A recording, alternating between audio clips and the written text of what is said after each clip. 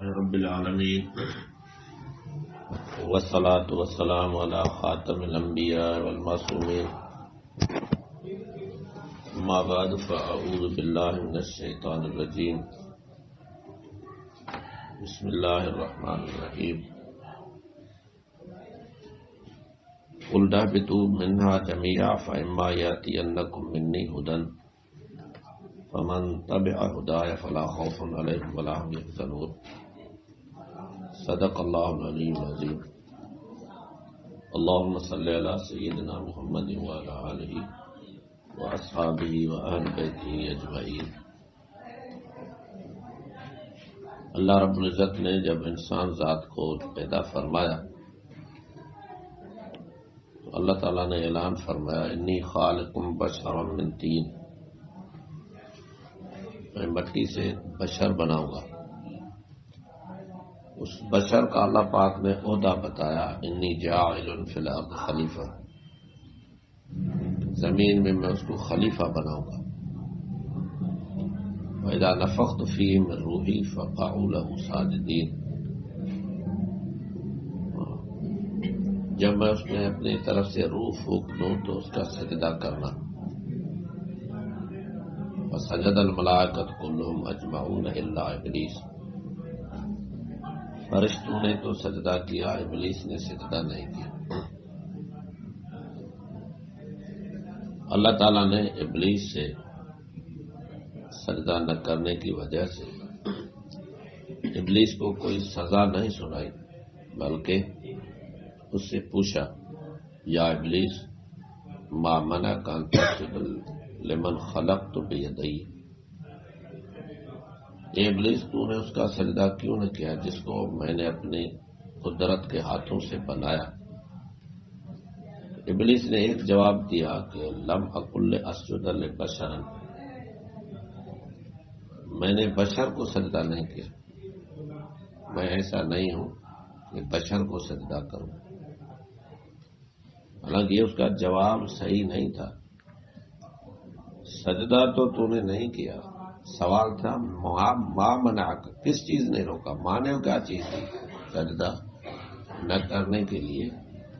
کس چیز نے آپ کو ابھارا وہ بتاؤ۔ تو اس نے کہا انا خیر منہ، میں اس سے بہتر ہوں۔ اللہ تعالیٰ کے علم میں بہتر بشر تھا، ابلیس نے کیا کہا کہ میں بہتر ہوں، یہ میرے سے کمتر، میں اس سے بہتر ہوں، یہ میرے سے کمتر۔ تو اللہ تعالیٰ کے فیصلے کے خلاف اس نے اپنا فیصلہ بتایا کہ میں اس سے بہتر، انا خیر منہ، یعنی یہ میرے سے کمتر ہے۔ جب ابلیس نے اللہ تعالیٰ کے فیصلے کے خلاف اپنا فیصلہ بتایا، اللہ تعالیٰ کا فیصلہ یہی تھا کہ تم اس کا سجدہ کرو، کیا نہیں یہ تم سے بہتر؟ ابلیس کا فیصلہ تھا کہ میں اس سے بہتر ہوں، یعنی یہ میرے سے بہتر۔ اللہ تعالیٰ نے ابلیس کو 4 سزائیں سنائی۔ ایک کہ پوری زندگی کی عبادت برباد، دوسری سزا کہ دربار سے نکل جا فخرج، تیسری سزا ان علیک لعنتی الی یوم الدین، قیامت تک تیرے اوپر، چوتھی سزا لأملأن جہنم منک وممن تبعک منہم اجمعین، قیامت کے بعد تجھے بھی جہنم میں ڈالوں گا، تیرے تابع داروں کو بھی۔ یہ سزا اس کو سنائی گئی بشر کو کم تر سمجھنے کی وجہ سے۔ اللہ تعالیٰ کا فیصلہ جو تھا وہ بشر کے بہتری کا تھا، ابلیس نے اس کا انکار کیا، یعنی اپنے آپ کو بڑا سمجھا، اپنے آپ کو اس سے اعلیٰ سمجھا، بشر کو کمتر سمجھا۔ پھر اللہ رب العزت نے آدم علیہ السلام کو اور حوا علیہ السلام کو ابلیس کو نیچے اتارا، فَقُلْنَا اهْبِطُوا مِنْهَا جَمِيعًا، سارے نیچے اترو. فَإِمَّا يَأْتِيَنَّكُم مِّنِّي هُدًى، فرمایا میری طرف سے آپ کے پاس ضرور ہدایت آئے گی، ہدایت ہے. فَمَن تَبِعَ هُدَايَ، بس جو شخص میری اس ہدایت کی اتباع کرے گا، فَلَا خَوْفٌ عَلَيْهِمْ وَلَا هُمْ يَحْزَنُونَ، تو اس کو کوئی خوف اور غم نہیں ہوگا، یعنی وہ اپنے زندگی کے گزارنے کے بارے میں غمگین بھی نہیں ہوگا، خائف بھی نہیں ہوگا، کیے کہ اپنے کیے پر خوف بھی نہیں ہوگا، پریشانی بھی نہیں ہوگی. والذین کفروا وکذبوا بآیاتنا، اور وہ جو بھی انکار کریں گے اور ہمارے آیات کو جھٹلائیں گے، اولئک اصحاب النار هم فیہا خالدون، وہ ہمیشہ جہنم میں. یعنی ہدایت بھیجنا اللہ کی طرف سے ہوگا، اللہ تعالیٰ ہدایت کرے گا، ہدایت بتائے گا، ہدایت بھیجے گا، پھر دائی بھیجے گا جو لوگوں کو اس ہدایت کی طرف دعوت دے گا. اور یہ سلسلہ اللہ رب العزت نے انسانوں میں سے رسول بنا کر شروع کیا، کہ انسانوں میں سے کسی نہ کسی کو منتخب کر کے رسول بنایا، پھر اس رسول نے لوگوں کو اللہ کا پیغام پہنچایا. جن لوگوں نے اس کی بات مانی وہ کامیاب ہو، اور جن لوگوں نے اللہ تعالیٰ کے رسولوں اور نبیوں کو جھٹلایا یا ان سے ٹکراؤ کیا یا مقابلہ کیا، تو بعض ایسے بھی تھے کہ جنہوں نے انبیاء علیہ السلام کو قتل کیا، اور بعض ایسے تھے جنہوں نے انبیاء علیہ السلام کو انتہائی یعنی ان کی ہتک کی اور ان کی توہین کی، ان کی تکلیفیں دی. تو بعض قوموں پر اللہ پاک نے دنیا میں ہی عذاب بھیجا، بعض قوموں کو دنیا میں ہی اللہ تعالیٰ نے پکڑا اور ان کو عذاب دیا. اور جن کا ذکر قرآن پاک میں بار بار ہے، جبکہ سورۃ ہود رسول اللہ صلی اللہ علیہ وسلم پر نازل ہوئی، جس میں انبیاء علیہ السلام کی تبلیغ اور قوم کی نافرمانی کا ذکر ہے. اس کے بعد قوموں پر عذاب کا واقعات بیان کیے گئے ہیں. تو رسول اللہ صلی اللہ علیہ وسلم ان واقعات کو سن کر انتہائی گھبراتے تھے، یہ نہ ہو کہ میری قوم پر بھی عذاب آئے، اس لیے انتہائی زور شور سے، یعنی بنسبت پہلے کے اور بھی زیادہ زور دے کر لوگوں کو اللہ کے عذاب سے ڈراتے تھے. آپ علیہ السلام جب انتھک محنت کرتے تھے تو آپ علیہ السلام سے عرض کیا گیا، یا رسول اللہ صلی اللہ علیہ وسلم آپ تھوڑے دن ہوں گے، یعنی کہ بوڑھے ہونے لگے ہو.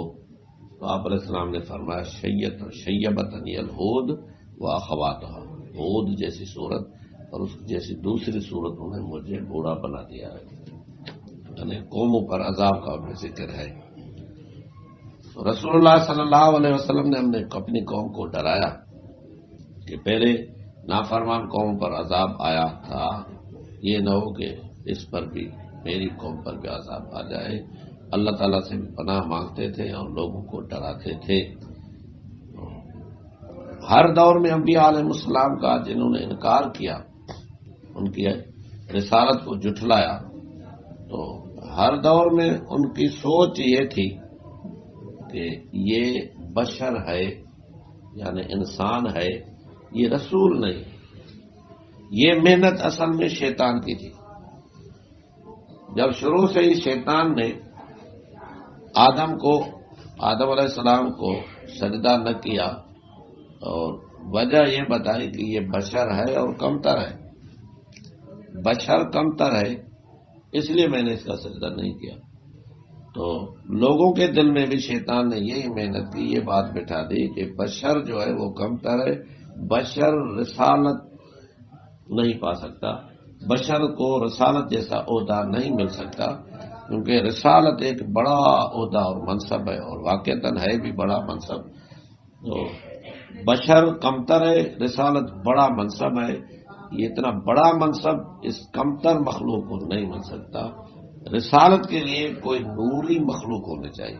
یہ شیطان کی محنت تھی، کیونکہ اس نے اس وجہ سے سزا پائی تھی کہ بشر کو کمتر سمجھا تھا. ہر دور کی قوم نے ہر نبی کی جو نافرمانی کی اور اس کو جھٹلایا، جھوٹا سمجھا، تو اس کی وجہ یہی تھی، جیسے کہ اللہ تعالیٰ نے فرمایا وہیں کذبوا کا فقد کذبت رسل من قبلک، اگر تجھے جھٹلاتے ہیں تو تیرے سے پہلے بھی جو رسول بھیجے گئے تو ان کو بھی جھٹلایا گیا تھا۔ رسولوں کو جھٹلایا جاتا تھا تو وجہ کیا تھی؟ وجہ یہ تھی کہ یہ بشر ہے، رسول نہیں، یعنی ان کی دعویٰ جو ہوتی تھی کہ میں اللہ کا رسول ہوں، تو وہ کہتے تھے یہ جھوٹ بولتا ہے، اللہ کا رسول نہیں ہے، کیونکہ بشر رسول نہیں ہو سکتا۔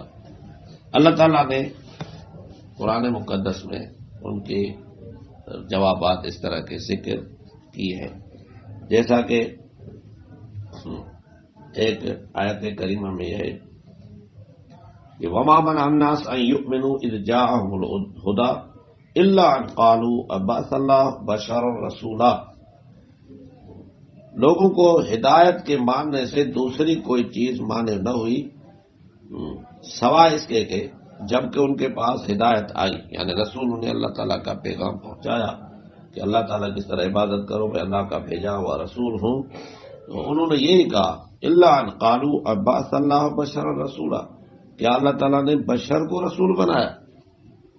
یعنی ان کی سوچ تھی کہ بشر رسول نہیں ہو سکتا۔ سورت بنی اسرائیل آیت نمبر 94۔ تو اللہ پاک نے ان کی یہ بات واضح کی، وہ اس طرح کہتے ہیں، تو ان کو جواب دیا گیا کہ اگر زمین میں بسنے والی قوم جو انسان کے علاوہ دوسری ہوتی تو رسول بھی ان کی طرف دوسرا آتا، جبکہ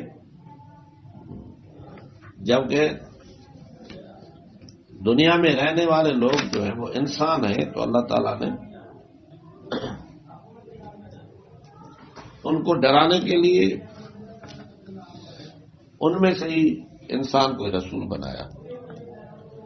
دوسری آیت کریمہ میں ہے کہ فقالوا ابشر یاتوننا فکفروا وتولوا، انہوں نے کہا کہ کیا بشر ہمیں ہدایت کریں گے، پھر انہوں نے انکار کیا اور پیٹھ پھیر دی۔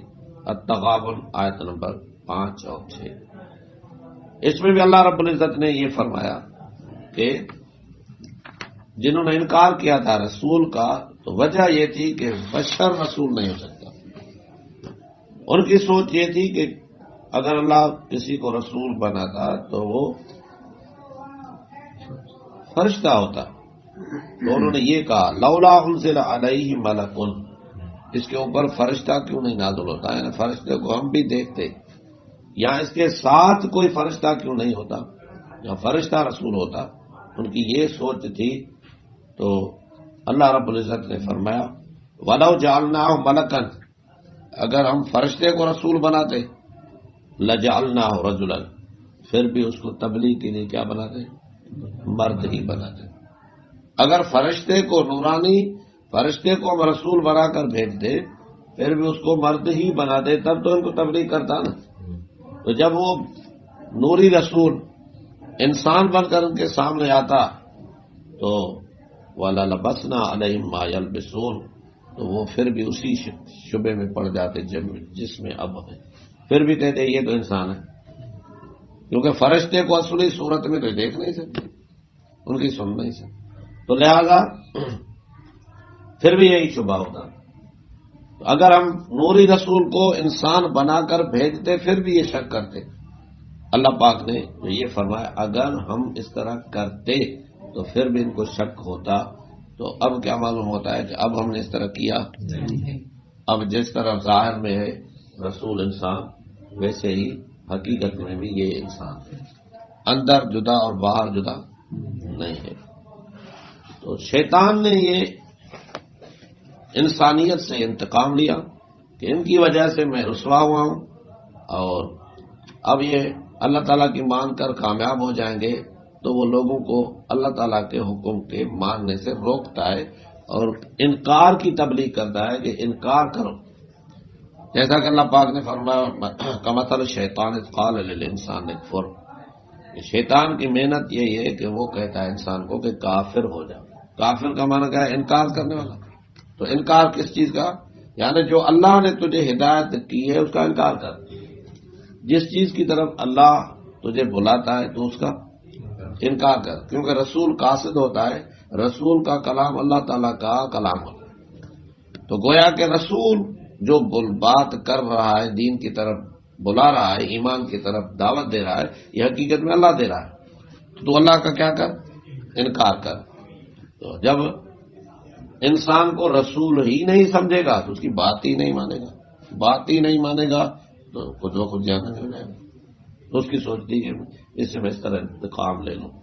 تو اللہ تعالیٰ نے ہدایت کی ہے، اللہ تعالیٰ ہدایت کی طرف بلاتا ہے، اور شیطان جو ہے انسان کو روکتا ہے کہ اس کو نہ مان، اور اللہ تعالیٰ کا اعلان ہوتا ہے کہ اس کو مان لو.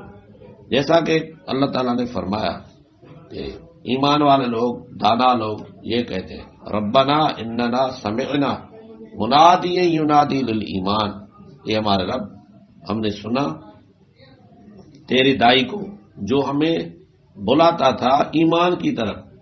اللہ تعالیٰ کا بھیجا ہوا منادی اللہ تعالیٰ کے ذات پر ایمان لانے کے لیے بلاتا تھا، ان آمنوا بربکم، کہ اپنے رب پر ایمان لاؤ، اس کو مان لو. فآمنا، ہم نے مان لیا. تو منادی اللہ تعالیٰ کی طرف سے بھیجا گیا ہے جو لوگوں کو ایمان کی طرف دعوت دیتا ہے، اور شیطان کہتا ہے کہ اس کا انکار کرو، مانا اس بلانے والے کے بلانے کو قبول نہ کرو، نہ مانو، انکار کرو. تو اس سے یہ بات واضح ہے کہ اللہ تعالیٰ نے ہدایت بھیجی ہے، ہدایت کی ہے، ہدایت کی طرف بلاتا ہے. اب جو انکار کرتا ہے وہ شیطان کے کہنے پر انکار کرتا ہے. وَلَقَدْ أَضَلَّ مِنْكُمْ جِبِلًّا كَثِيرًا، اللہ تعالیٰ نے فرمایا شیطان نے بہت ساروں کثیر لوگوں کو گمراہ کیا ہے. تو گمراہ شیطان کرتا ہے اور ہدایت کی طرف اللہ بلاتا ہے. اب یہ نہیں کہنا چاہیے کہ اللہ ہدایت نہیں کرتا، اللہ تعالیٰ نے تو ہدایت کی ہے. گمراہ کون کرتا ہے؟ شیطان. اس لیے قرآن مقدس میں جتنے بھی اللہ تعالیٰ کے نام لکھے ہوئے ہیں ان میں ہادی نام ہے، مضل ضاد کے ساتھ نام نہیں اللہ تعالیٰ کا، کیونکہ اللہ تعالیٰ گمراہ کرتا نہیں.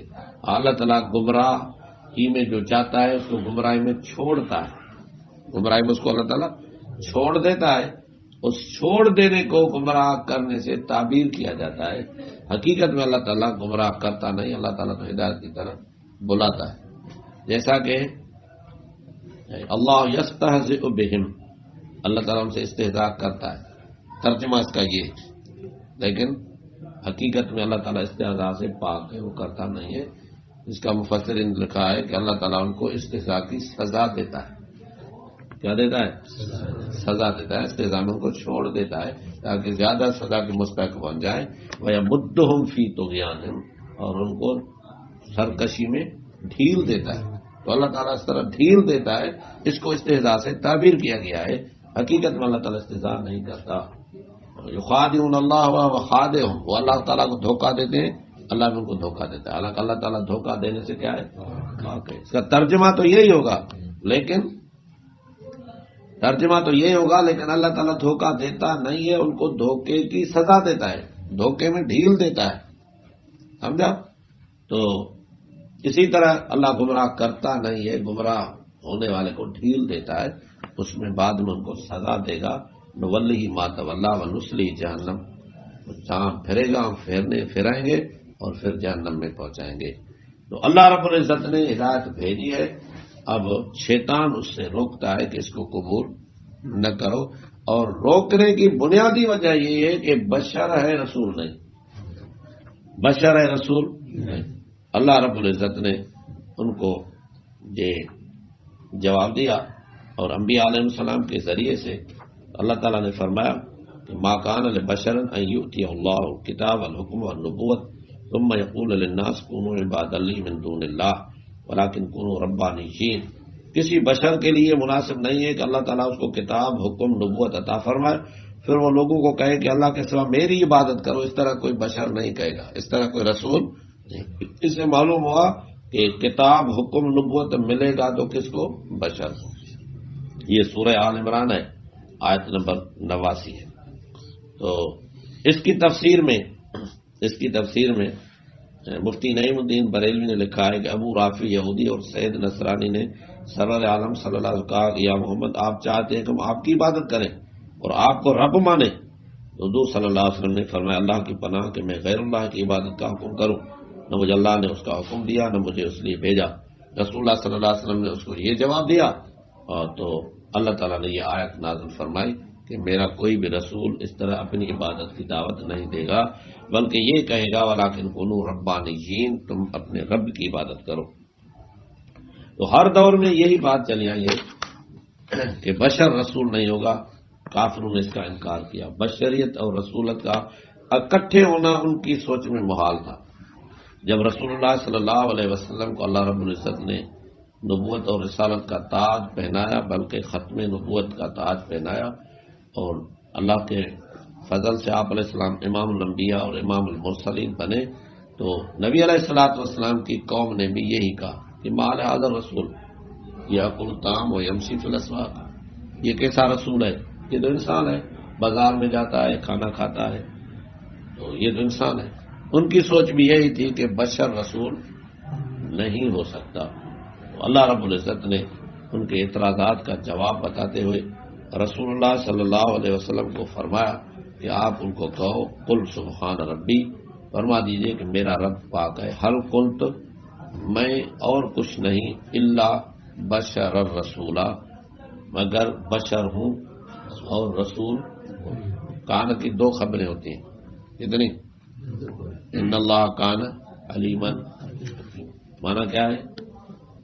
یقیناً اللہ تعالیٰ علیم ہے، بولو حکیم، علیم ہے حکیم۔ الکنت، میں اور کچھ نہیں ہوں، الا بشر الرسولا، میں بشر ہوں، بشر ہوں، بشر ہوں، رسول ہوں۔ انہوں نے کہا بشر ہے رسول نہیں، بشر ہے، کیونکہ رسول اللہ صلی اللہ علیہ وسلم کی 40 سالہ زندگی جو آپ علیہ السلام نے ادھر گزاری، تو آپ صلی اللہ علیہ وسلم کے متعلق کسی قسم کا کوئی شبہ قوم میں نہیں تھا، یہ بشر ہے یا نہیں تھا۔ آپ علیہ السلام اپنے آپ کو کیا سمجھتے تھے؟ آپ علیہ السلام کی برادری کیا سمجھتی تھی؟ ام المومنین خدیجۃ الکبریٰ نے جو شادی کی تو کیا سمجھ کر؟ حقیقی بشر، حقیقی انسان سمجھ کر، سمجھا؟ تو اس میں تو کوئی شک ہی نہیں تھا۔ نئی چیز تھی رسالت، رسالت نئی چیز تھی کہ اب یہ کہتا ہے میں رسول ہوں، تو انہوں نے انکار کیا کس چیز کا؟ رسالت کا انکار کیا، یہ بشر ہے رسول نہیں۔ تو ان کو جواب دیا گیا کہ میں بشر ہوں رسول، بشر ہوں رسول ہوں، یہ دونوں چیزیں میرے میں ہیں، بشریت بھی ہے رسالت بھی، جنس بشریت ہے اور منصب رسالت، جنس بشریت ہے اور عہدہ رسالت ہے، اور اللہ تعالیٰ نے پہلے سے اس طرح رسول بھیجے ہیں تو انسانوں میں سے بھیجے ہیں۔ اب جن لوگوں نے آپ علیہ الصلوۃ والسلام کی بات پر غور فکر کیا اور اللہ کا جن کو خوف تھا وہ ماننے لگے کہ آپ علیہ السلام کی بات سچی ہے، کیونکہ دلائل جو پیش ہوئے کہ اللہ تعالیٰ کا میرے اوپر وحی ہوتا ہے، تو اس وحی کی بنیاد پر قل انما انا بشر مثلکم یوحی الی انما الہکم الہ واحد، میں ہوں انسان، جنس انسانیت ہے، جو لواحقات انسانی بشری آپ کو ہے وہ مجھے بھی ہے، لیکن میرے اوپر وحی کی جاتی ہے، تمہارے اوپر وحی نہیں ہوتی۔ فرق یہ ہے کہ میرے اوپر وحی ہوتی ہے، تمہارے اوپر وحی، اس وحی کی وجہ سے رسول اللہ صلی اللہ علیہ وسلم اللہ کے رسول ہیں، باقی جنس میں فرق نہیں ہے۔ باقی ہر انسان کا دوسرے انسان سے بہت ساری چیزوں میں فرق ہے، اخلاق میں، طبیعت میں، عقل میں، حسن میں، جسامت میں، قدامت میں، اور اسی طرح خشیت الہی میں، ہر ایک میں جدا جدا صفتیں ہیں۔ ان تمام صفتوں میں رسول اللہ صلی اللہ علیہ وسلم سب سے پہلے سے ہی اعلیٰ تھے، پہلے سے اعلیٰ۔ تو اللہ رب العزت نے آپ علیہ السلام کو حکم کیا کہ آپ اس طرح کہیں تاکہ جو شک کرتے ہیں کہ بشر ہے رسول نہیں ان کو بھی پتہ چلے، اور جو بشریت کو رسول ماننا محال سمجھتے ہیں ان کو بھی پتہ چلے کہ یہ بشر ہے رسول بھی ہے۔ تو نبی علیہ الصلوۃ والسلام کے دلائل جو پیش ہوئے کہ میرے اوپر اللہ تعالیٰ کی وحی آتی ہے، اس وحی کی بنیاد پر آپ علیہ السلام نے ان کو وہ واقعات بتائے. آدم علیہ السلام کی پیدائش کس طرح ہوئی تھی، نوح علیہ السلام کا واقعہ کس طرح تھا، اور قوموں پر عذاب جو آیا تھا وہ کس طرح، موسیٰ علیہ السلام کا واقعہ اور فرعون کے ساتھ ٹکراؤ مقابلہ کس طرح تھا. اب یہ چیزیں ایسی تھی جو رسول اللہ صلی اللہ علیہ وسلم کے لیے رسالت کی دلیل تھی، اور ان کو اس طرح حلال حرام کی باتیں بتائی.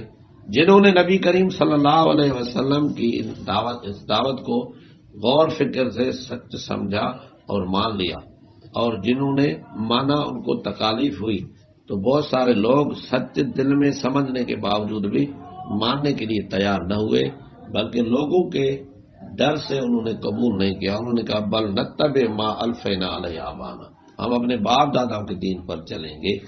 تو جو باپ داداؤں کے دین پر چلنے لگے، رسول اللہ صلی اللہ علیہ وسلم کا انکار کیا، حالانکہ وہ سمجھ رہے تھے کہ بات تو صحیح ہے، پھر بھی انکار کیا.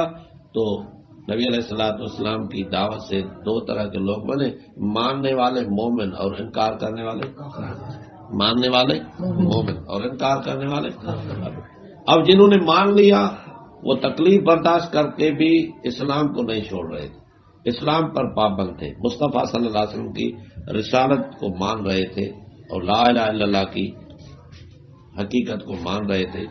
اور یہ چلتے چلتے یہاں تک بات پہنچی کہ نبی کریم صلی اللہ علیہ وسلم کی 23 سالہ محنت کے نتیجے میں لاکھوں کی تعداد میں لوگ نبی صلی اللہ علیہ وسلم کی زندگی میں ہی لاکھوں کی تعداد میں لوگ مصطفیٰ صلی اللہ علیہ وسلم کو رسول ماننے لگے اور لا الہ الا اللہ محمد رسول اللہ کی گواہی دینے لگے. یہ بات سمجھ میں آئی؟ یہ ایسی حقیقت ہے جو مسلم ہے، ہر ایک کو معلوم ہے. اب یہ سمجھنا ہے کہ جن لوگوں نے نبی کریم صلی اللہ علیہ وسلم کو رسول مانا، انہوں نے کیا سمجھ کر مانا؟ بشر تو پہلے ہی مانتے تھے، یا نا؟ بشر تو پہلے ہی مانتے تھے، اب رسول بھی مان لیا. جو رسول اللہ صلی اللہ علیہ وسلم نے فرمایا اللہ تعالیٰ کے حکم سے کہ میں بشر ہوں، رسول ہوں، تو صحابہ کرام اہل بیت اعظام نے جو مانا وہ کیا سمجھ کر کہ رسول بشر ہے، رسول ہے، بشر ہے، رسول ہے. آپ بھی کہہ رہے ہیں بشر ہوں، رسول ہوں. وہ بھی دیکھ رہے تھے کہ بشر تو اب تک تھا، اب رسول بھی ہے، بشر بھی مانا، رسول بھی مان لیا. تو اللہ پاک کے حکم سے نبی علیہ الصلوۃ والسلام نے اس طرح محنت کی. اب امت کے اندر رسالت کے ماننے کی تبلیغ شروع ہوئی، کیونکہ بشریت پر تو اختلاف ہی نہیں تھا، تو بشریت کی تبلیغ کرنے کی ضرورت ہی نہیں تھی. تو نبی علیہ الصلوۃ والسلام کی رسالت کی تبلیغ ہونے لگی. اب امت نے اپنے نومولود بچے کو جب وہ پیدا ہوا تو اس وقت ہی کان میں رسول اللہ صلی اللہ علیہ وسلم اذان دی، اور اذان میں اور اقامت کہی، اذان اور اقامت دونوں میں رسول اللہ صلی اللہ علیہ وسلم کی رسالت کا ذکر تھا. اس طرح کہ نہیں؟ اشہد اللہ الہ الا اللہ اشہد ان محمد رسول اللہ. تو محمد اللہ کا رسول ہے. اذان اور اقامت میں یہی بات ہوئی کہ اب محمد مصطفیٰ صلی اللہ علیہ وسلم کی رسالت کی دعوت پیدا ہونے سے ہی ان کو تک پہنچائی گئی. پھر جب تھوڑا بولنے والا بنا تو نیک سارے لوگوں نے اپنے بچوں کو پہلے ہی کلمہ سکھانا شروع کر دیا کہ اس کا پہلا سیکھا ہوا جملہ جو ہے وہ کلمے والا ہو. اس کلمے میں بھی محمد رسول اللہ کی رسالت کی بات تھی. تو امت نے رسالت کو عام کیا. شیطان نے کیا کیا؟ دھوکہ دیا کہ پہلے والے لوگوں کو تو اس طرح دھوکے میں لایا کہ یہ بشر ہے، رسول نہیں.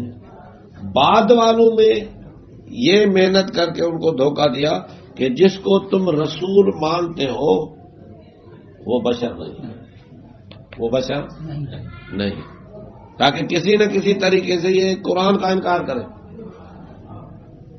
کسی نہ کسی طریقے سے قرآن مقدس کا انکار کرے کہ یہ بشر نہیں، یہ رسول ہے، بشر. کیونکہ اب جو امت میں رسالت مسلم ہو گئی تو اب ان کے دل میں یہ ڈالا کہ جس کو تم رسول مانتے ہو وہ بشر نہ سمجھنا، وہ بشر نہیں، تاکہ کسی نہ کسی طریقے سے آیت کا انکار ہو جائے تو یہ کمثل الشیطان اذ قال الانسان کافر بن جائے، وہ انکار کرنا. اب جاہل میں یہ بات واقعتاً بیٹھ گئی کہ واقعتاً جو ہمارا رسول ہے وہ بشر نہیں، جو رسول ہے وہ بشر نہیں ہے. تو آپ سمجھ سکتے ہو کہ اللہ تعالیٰ کے نبی نے جو اعلان کیا کہ حل کنت الا بشر رسولا، میں بشر ہوں رسول ہوں، تو جن لوگوں نے کہا رسول ہے بشر نہیں، انہوں نے آیت کا انکار کیا ہے نہیں؟ تو ایمان بچا؟ باقی رہا ایمان نہیں۔ اور جو لاکھوں کی تعداد میں رسول اللہ صلی اللہ علیہ وسلم کی زندگی میں ہی لوگ مومن بنے، وہ بشر تو پہلے ہی مانتے تھے، رسول بھی مان لیا، تو اس پوری امت جو شروع والی امت صحابہ کرام اہل بیت اعظام تھے، یہ نظریہ ان سب کے خلاف ہوا کہ نہیں؟ ہاں بھائی، تو شیطان نے دھوکہ دیا۔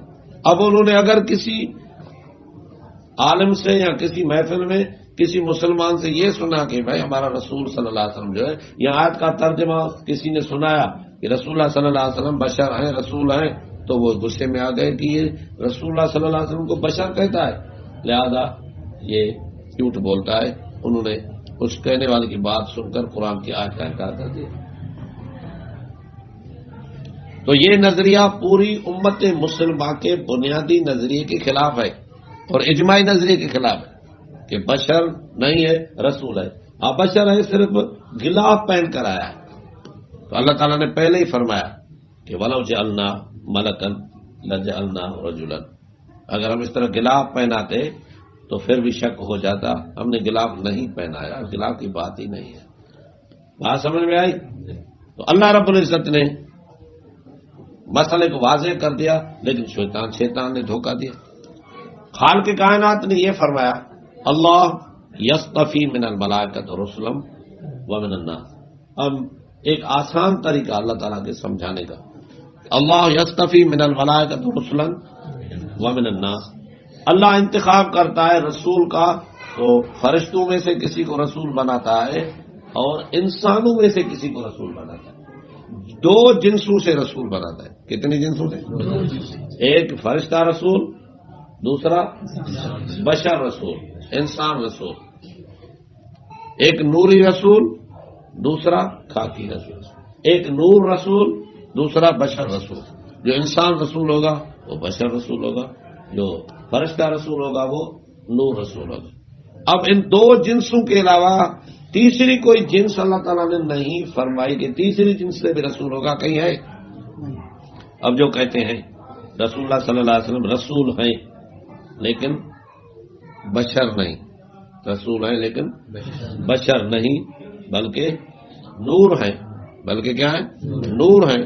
تو وہ لوگ جو نبی علیہ السلام کو نور کہتے ہیں، تو اب ان سے سوال ہوگا تو کون سا نور رسول ہے، فرشتہ یا دوسرا کوئی؟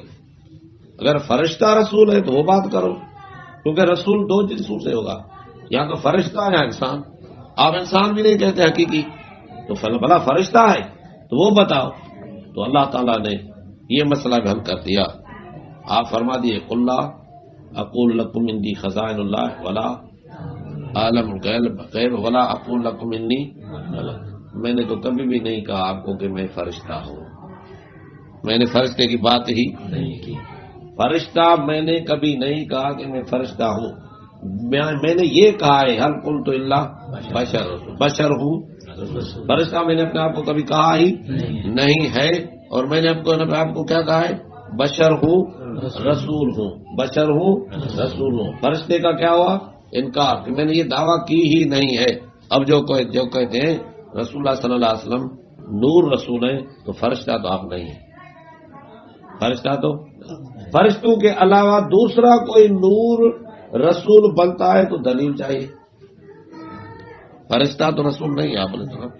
فرشتے کے علاوہ کوئی دوسرے قسم کا نور رسول بنتا ہے تو اس کے لیے دلیل چاہیے یا نہیں؟ اللہ تعالیٰ نے تو یہ فرمایا رسول بناؤں گا تو فرشتوں سے یا انسانوں سے، اللہ پاک کا یہ فرمان ہے۔ تو مومن مانے گا کہ رسول جس کو ہم مانتے ہیں یا تو فرشتہ ہو یا تو بشر ہو، تو جس فرشتے کو ہم رسول مانتے ہیں وہ جبرائیل علیہ السلام ہے، میکائیل علیہ السلام، ان کو اللہ تعالیٰ نے رسول کہا ہے۔ اور نبی علیہ جو انسانوں میں رسول ہیں ان میں سے محمد مصطفیٰ صلی اللہ علیہ وسلم کو رسول مانتے ہیں۔ تو بات واضح ہے، ہم فرشتوں میں سے بھی رسول مانتے ہیں، انسانوں میں سے بھی رسول مانتے ہیں۔ محمد مصطفیٰ صلی اللہ علیہ وسلم فرشتوں میں سے رسول نہیں بلکہ انسان میں سے رسول ہیں۔ یہ بات سمجھ میں آئی؟ اب اگر کسی کو شک اور شبہ ہے اور اس کے اندر ایمان ہے. ایمان کا معنی ہے نقل کو ماننا، اللہ رسول کے فرمان کو ماننا. اس میں اگر ایمان ہے تو وہ نقل کو مانے گا. یعنی یہ جو فرمایا گیا هل كنت الا بشر رسولا، بشر ہوں رسول ہوں، تو ایمان والا اس کو مانے گا. اگر ایمان کی اس کی اتنی قوت نہیں ہے تو بھلا عقل سے ہی مانے. کس سے؟ عقل سے ہی مانے، کیونکہ شریعت کو عقل سے غور کیا جاتا ہے تو بات عقل میں بھی آ جاتی ہے. سمجھا؟ تو اللہ رب العزت نے فرمایا کہ دو جنسوں سے رسول ہوگا، ایک فرشتوں میں سے ایک انسانوں میں سے. تو جو انسان رسول ہوگا وہ جدا ہوگا، جو فرشتہ رسول ہوگا وہ جدا. نوری رسول جدا اور بشر رسول جدا. جو نور رسول ہے وہ بھی رسول ہے. جو فرشتہ رسول ہے وہ تمام فرشتوں سے اعلیٰ ہے، اور جو بشر رسول ہے وہ تمام بشر جنسیت سے کیا ہے؟ اعلیٰ ہے.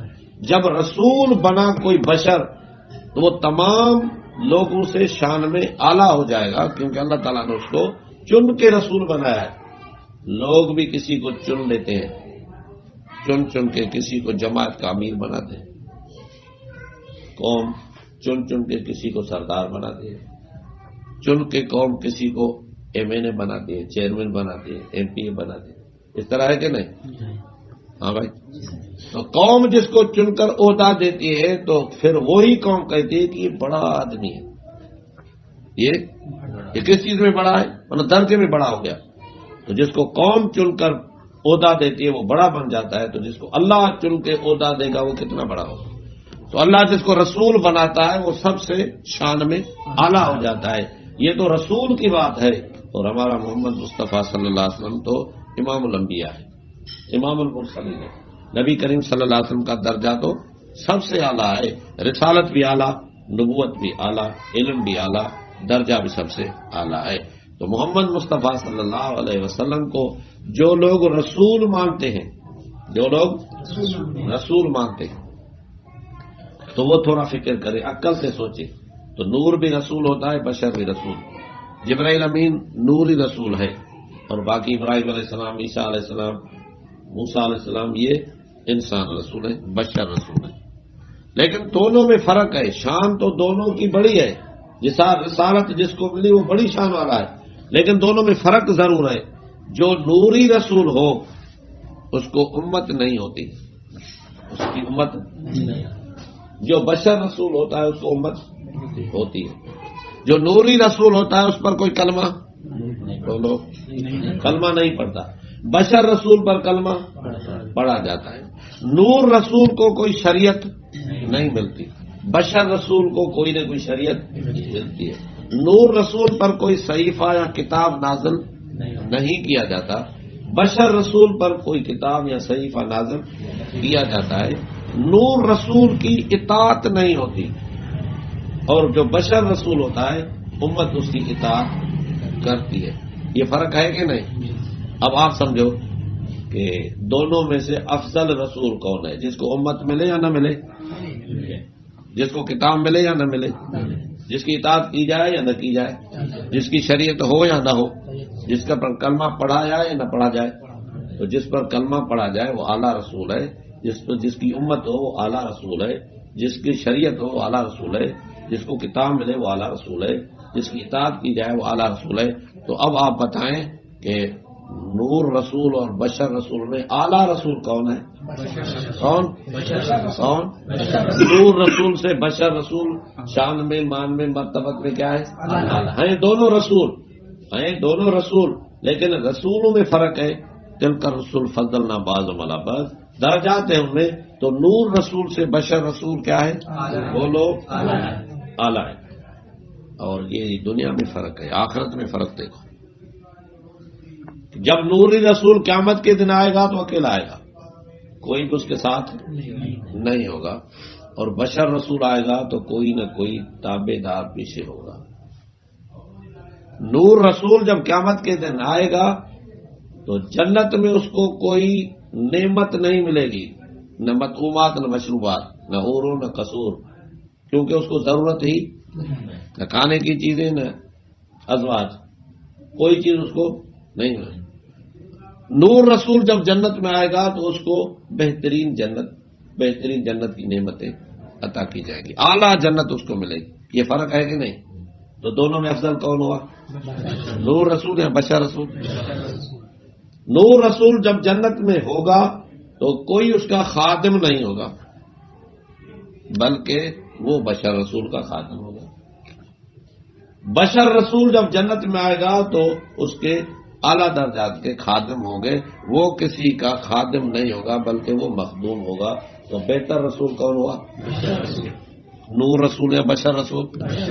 اب جو لوگ محمد کریم صلی اللہ علیہ وسلم کو رسول مانتے ہیں لیکن اس میں لڑتے ہیں کہ نور رسول ہے یا بشر رسول. بعض کہتے ہیں کہ بشر رسول ہے، بعض کہتے ہیں نور رسول ہے. تو ہم ان کے جھگڑے میں نہیں پڑتے، ہم تھوڑا سا عقلی طور پر ان کو سمجھانے کے لیے ایک مشورہ دیتے ہیں کہ آپ خود سوچو کہ محمد صلی اللہ علیہ وسلم کو رسول تو مانتے ہو، محمد مصطفیٰ رسول بلکہ امام المرسلین ہے اور رحمت للعالمین ہے، رسول تو ہے نا. اب ایک قوم کہتی ہے، ایک طبقہ کہتا ہے کہ بشر رسول ہے، دوسرا طبقہ کہتا ہے کہ نور رسول ہے. تو میں تو یہ عرض کرتا ہوں عموماً کہ بھائی جھگڑے میں نہ پڑو، خود سوچو.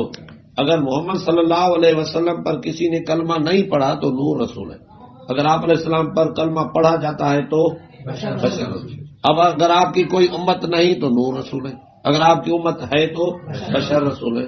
اگر آپ پر کوئی کتاب نہیں نازل کی گئی تو نور رسول ہے، اگر آپ پر کتاب قرآن مجید نازل کیا گیا ہے تو آپ بشر رسول ہیں. اگر آپ علیہ الصلوۃ والسلام کی کوئی شریعت نہیں تو آپ نور رسول ہیں. اگر آپ کی شریعت محمدیہ موجود ہے تو آپ بشر رسول ہیں. اگر آپ کی اطاعت کوئی نہیں کر سکتا، نہیں کرتا ہے تو بشر نور رسول ہے. اگر آپ کی اطاعت کروڑا انسان کر رہے تو آپ یقیناً جھگڑے کی بات نہیں، سوچنے کی بات ہے. اگر آپ کا عقیدہ قیامت کے دن یہ ہے کہ آپ علیہ السلام اکیلے آئیں گے، کوئی پیچھے نہیں ہوگا تو آپ نور رسول ہیں. اگر آپ کا نظریہ یہ ہے کہ آپ صلی اللہ علیہ وسلم قیامت کے دن آئیں گے تو بہت سارے صدیق، شہید، عادل، سخی، بادشاہ، گداگر، بزرگ، علماء، صالحین، مفتی، متقی، پرہیزگار نبی علیہ الصلوۃ والسلام کے خادم ہوں گے، پیچھے سے ہوں گے، اور آقائے دو جہاں صلی اللہ علیہ وسلم سب کا پیشوا اور امام بن کر آئیں گے تو آپ یقیناً بشر رسول ہیں. اگر آپ کی سوچ میں رسول اللہ صلی اللہ علیہ وسلم کو جنت میں کوئی بھی نعمت نہیں ملے گی تو نور رسول ہے. اگر آپ علیہ السلام کو اعلیٰ جنت، اعلیٰ نعمتیں ملیں گی تو آپ علیہ السلام یقیناً بشر رسول ہے. اگر آپ علیہ الصلوۃ والسلام جنت میں کوئی آپ کا خادم نہیں ہوگا بلکہ آپ دوسروں کے خادم ہوں گے نعوذ باللہ تو نور رسول ہے. اگر آپ صلی اللہ علیہ وسلم جنت میں کسی کے خادم نہیں ہوں گے بلکہ سب کے مخدوم ہوں گے تو آپ علیہ السلام یقیناً جس کو عقل ہوگی تو عقل سے مانے گا، جس کو ایمان ہوگا تو نقل سے مانے گا. یہ بات سمجھ میں آئی؟ تو اب آپ بتائیں کہ نبی علیہ الصلوۃ والسلام حضرت محمد کریم صلی اللہ علیہ وسلم نور رسول ہے یا بشر رسول؟ نور رسول اعلیٰ یا بشر رسول اعلیٰ؟ جن سے بھی اعلیٰ، عہدہ بھی، رتبہ بھی اعلیٰ. اب نبی علیہ الصلوۃ والسلام کی نورانیت کی بات ہے کہ نبی کریم صلی اللہ علیہ وسلم کو نور بھی کہا گیا ہے. نور بھی، جیسے نبی کریم صلی اللہ علیہ وسلم کے بہت سارے القاب ہیں، بہت سارے القاب ہیں، یاسین، طٰہٰ، مزمل، مدثر، رحمت للعالمین. تو نور بھی آپ علیہ السلام کا کیا ہے؟ لقب. نور بھی کیا ہے؟ لقب ہے. اور نور آپ علیہ السلام کا بھی لقب ہے، نور قرآن کا بھی لقب ہے، نور اسلام کا بھی لقب ہے. اور تفسیر بحر محیط میں لکھا ہوا ہے کہ اللہ نور السماوات والارض، اللہ زمین آسمان کا کیا ہے؟ نور ہے. اس کی معنی لکھیے کہ نور کا معنی ہے منور. کیا ہے؟ اللہ منور السماوات والارض. اللہ منور السماوات والارض یعنی اللہ تعالیٰ زمین آسمان کو نورانی بنانے والا ہے، نورانی. اور اس میں آگے لکھا ہوا ہے کہ نور السماء بالشمس والقمر والنجوم. آسمانوں کو اللہ تعالیٰ نے منور کیا ہے، اللہ منور ہے، ان کو منور کیا ہے، نورانی کیا ہے سورج سے، چاند سے، ستاروں سے. اور آگے لکھا ہوا ہے نور الارض بالانبیاء والاولیاء والصالحین. اللہ تعالیٰ نے منور کیا ہے زمین کو انبیاء سے اور اولیاء سے اور صالحین سے. مانا جس طرح آسمان کا نور سورج چاند ستارے ہیں، اس طرح زمین کا زمین کا نور سارے انبیاء ہیں، زمین کا نور سارے اولیاء ہیں، اور زمین کا نور سارے صالحین ہیں.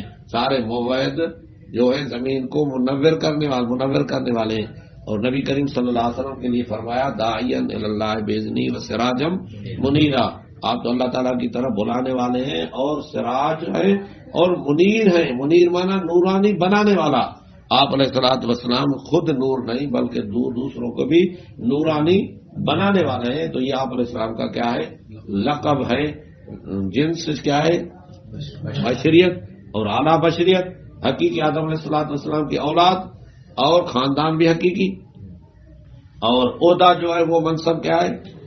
رسالت ہے، وہ بھی سب سے اعلیٰ. اور نورانی القاب میں بھی آپ علیہ السلام کا نور جو لقب ہے وہ بھی سب سے اعلیٰ ہے. یعنی جیسا رسول اللہ صلی اللہ علیہ وسلم نے توحید اور رسالت دین سے دنیا کو منور کیا، دوسرے نبی نے اس طرح نہیں کیا. نبی کریم صلی اللہ علیہ وسلم برحق ہادی ہیں اور دوسروں کو بھی اس نورانی راستے پر لانے والے بنا کر ان کو بھی نور بناتے ہیں. یعنی نبی علیہ الصلوۃ والسلام کے بعد وہی لوگ دوسروں کو اللہ کے دین کی طرف دعوت دینے والے.